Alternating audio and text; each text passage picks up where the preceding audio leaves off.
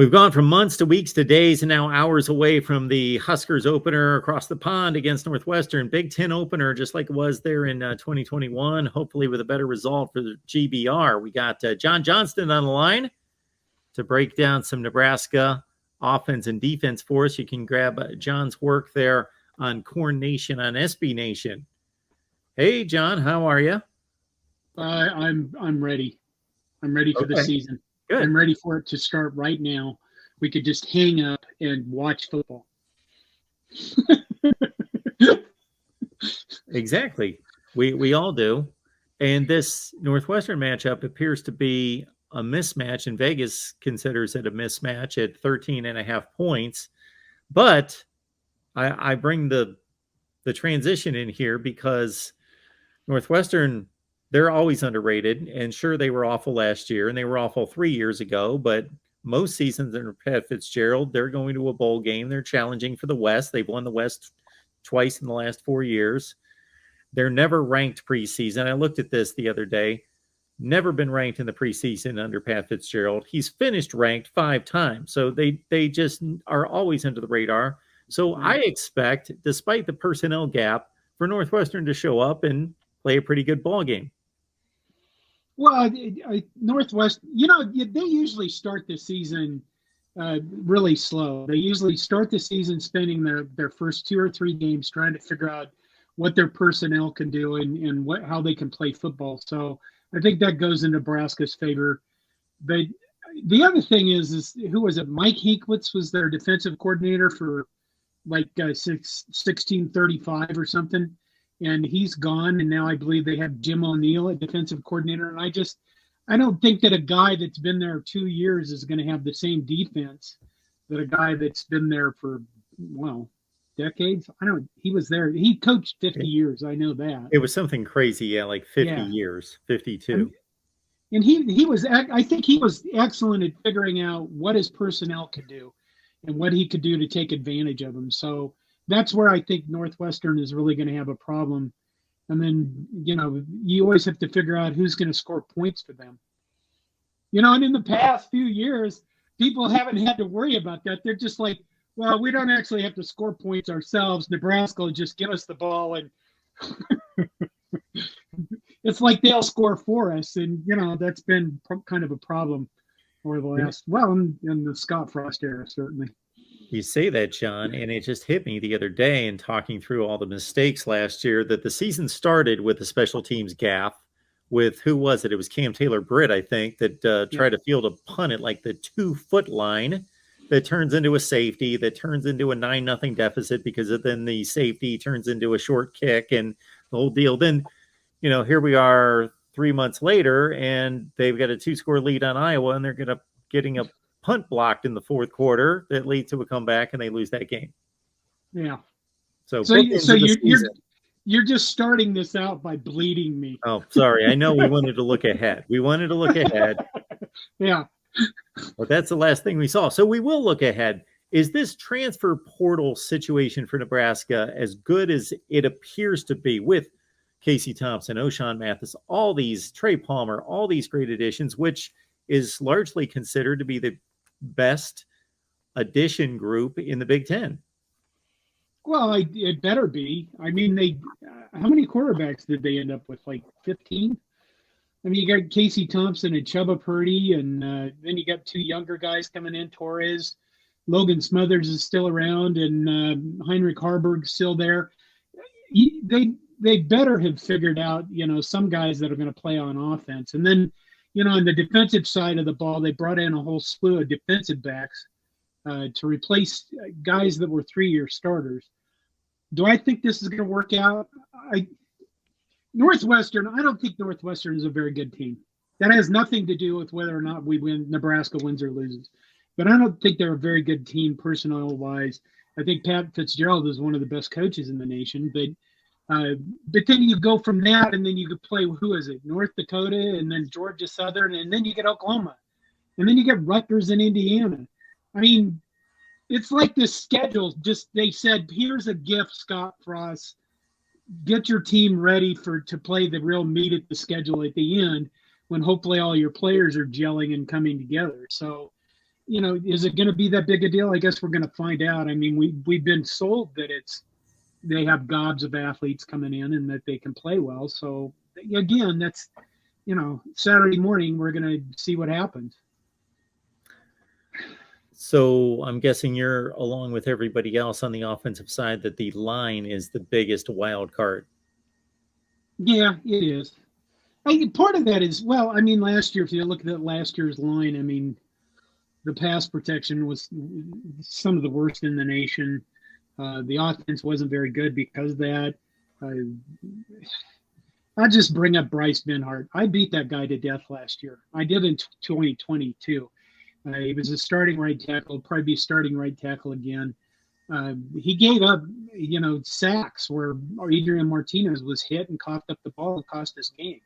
And we didn't really go out and get a lot of offensive linemen. I think they looked at the ones we have and said, we have to make something out of that. So I would guess, yeah, it's the part that everybody wants to see operate well because it was so bad last year. And number one, we're Nebraska, so offensive linemen are kind of, the missing piece of our last 20 years of history. And then, I think if you don't have an offensive line and defensive line, goodbye Big Ten. That's the thing.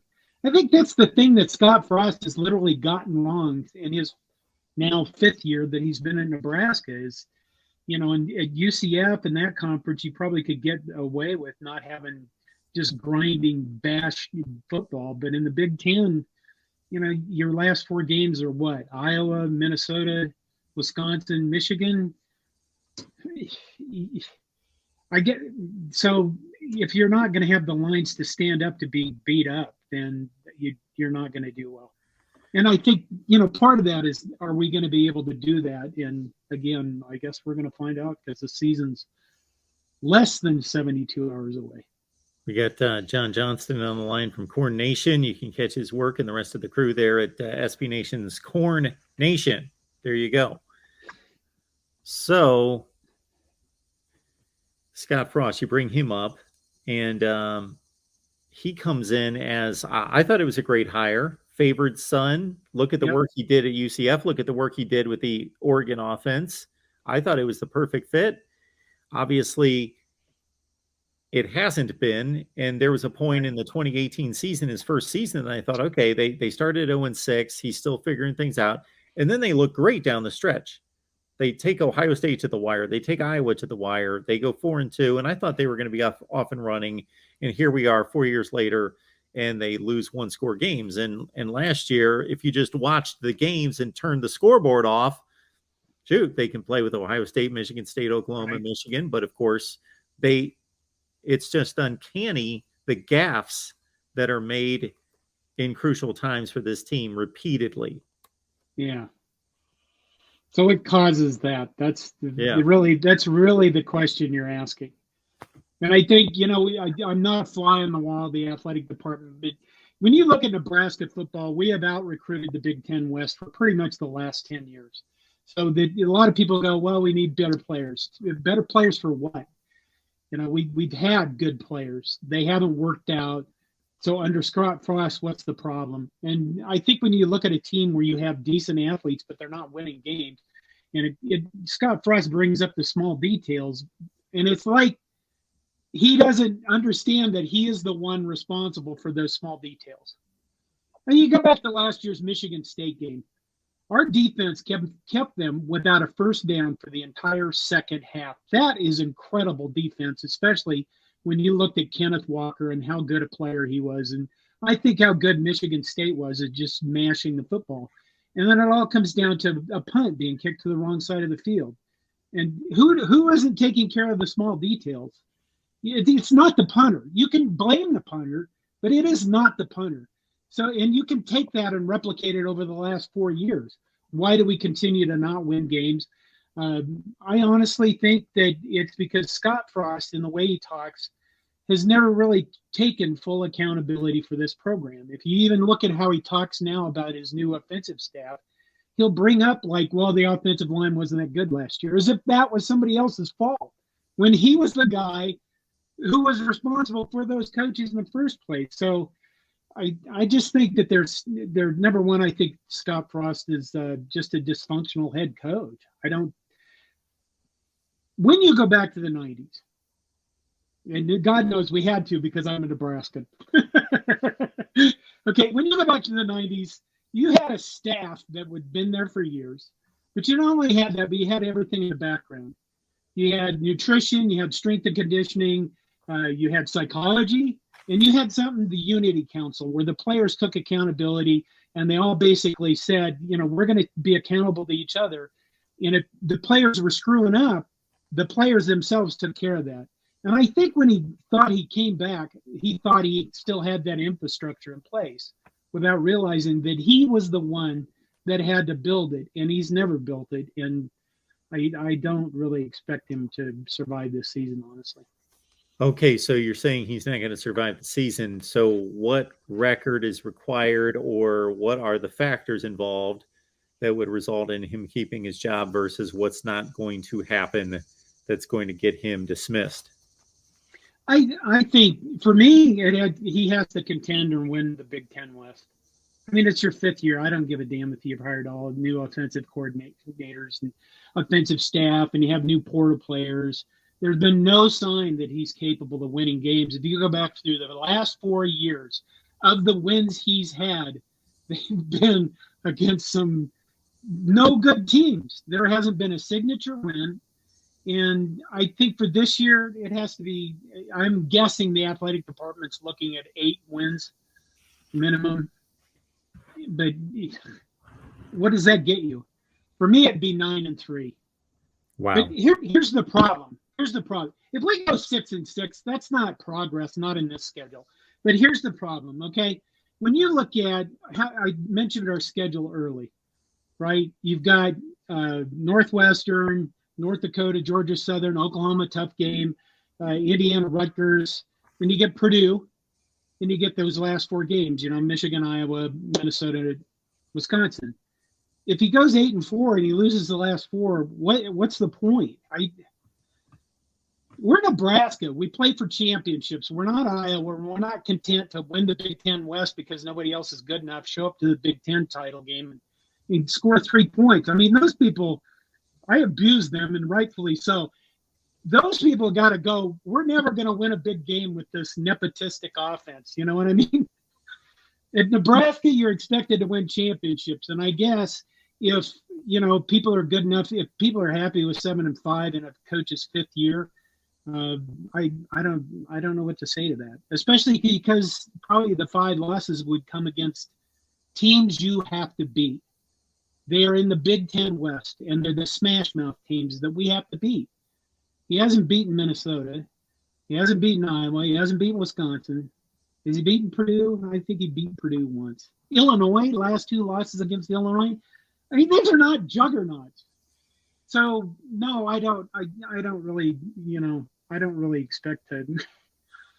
I want to make the case for an 8-4, 9-3 season because I think we have the athletes. But we don't have that structure. We don't have the structure that is required to be a good team, and that is things like trust, things like a hierarchical structure where everybody knows what they're doing and everybody actually does what they say they're going to do. So that's the problem I see with Scott Frost in a nutshell. That's pretty damning, isn't it? I just took the guy and dug his grave.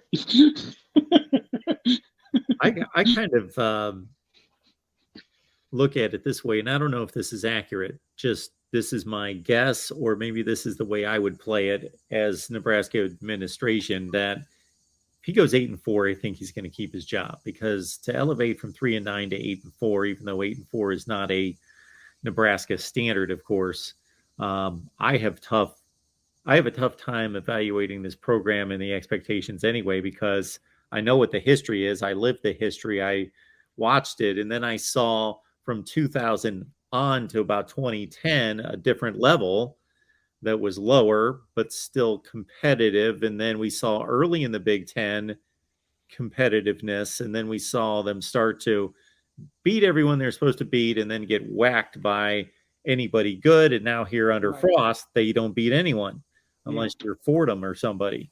So I'm having trouble thinking, okay, this is a program that still is super, super elite from a historic standpoint, has ridiculous fan interest and fan support. I don't know that there's a school in the country that packs out for 3-9 football teams. Right. You know, this has been tried other places like Florida State, and as soon as they start losing, empty seats show up, and that doesn't happen in Nebraska. So, but I also think it's a difficult place to recruit to because there aren't players in the immediate vicinity. But we still have recruited, the people we need to beat. And I think that's the key. If we're going to get back, there's always these arguments about for people, can they ever be as good as they were? Maybe, maybe not. I think that all has to do with, are you hiring the right coaching? Do you have the right staff in place? Do you have the right infrastructure in place? And honestly, we're still a blue blood, even though we suck. But I think the key, when you look at Nebraska, we got all these players in the transfer portal, right? They came to Nebraska for a reason. Even though we were 3-9 last year and Scott Frost hasn't had a winning season in 4 years, they still came to Nebraska. Why did they come to Nebraska? Is it the name, image, and likeness deals? Is it the fan base? Is it because the athletic department's extremely well run?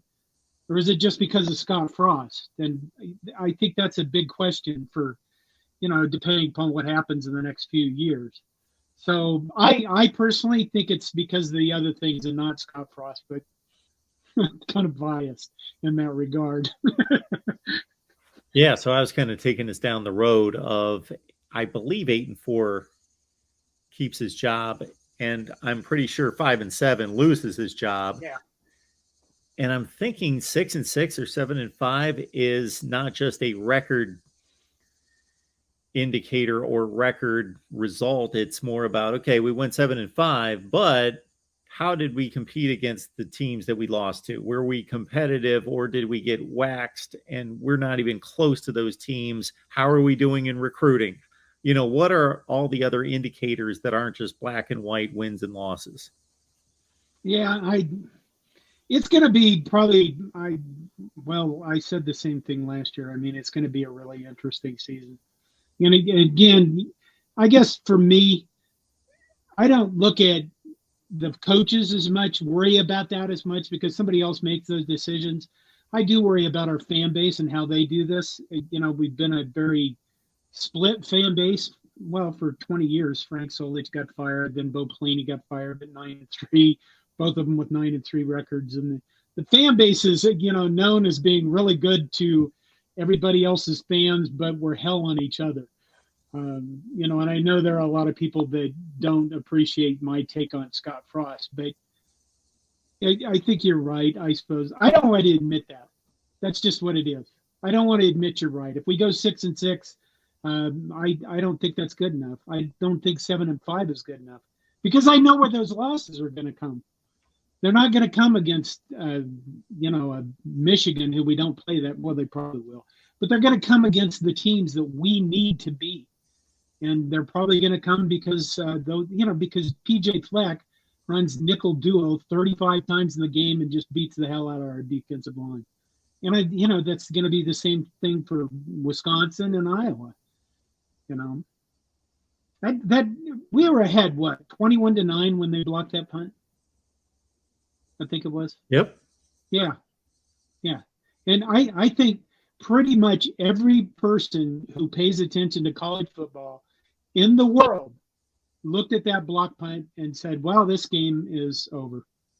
And, that's the other part of the game, is you hope that, they have to beat Northwestern.